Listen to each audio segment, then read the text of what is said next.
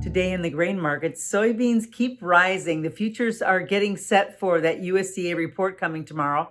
And it looks like China has bought some more beans and given the market a little bit of a lift. The market was up about a nickel for a while. It really has been light trading, but it does continue to move higher for the past couple of days.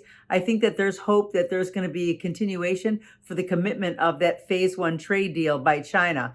And that's what's really underpinning some support for the market.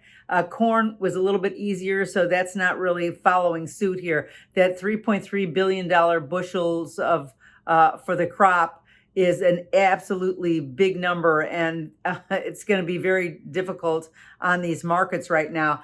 The USDA really is expecting that possibly we could adjust some of the demand numbers. That will definitely have an effect on the market. So we're going to watch that closely going in there.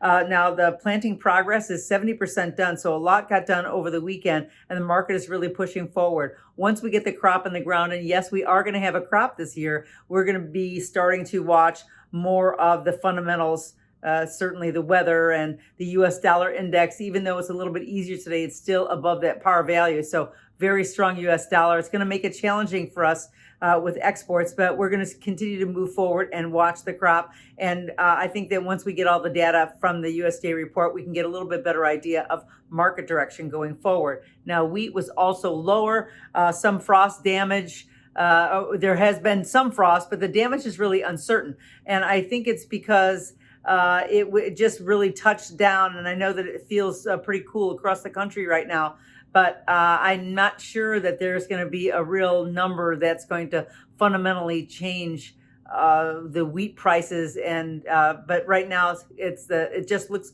a little bit weaker. I think technically the market did push above that 20-day moving average, but it didn't hold. It really brought in some selling. So the question is now, does that mean that the momentum builds on the downside? At time will tell and give us an idea. But until then, we might be just moving a little bit sideways, certainly for the opening tomorrow until that report comes at 11 o'clock.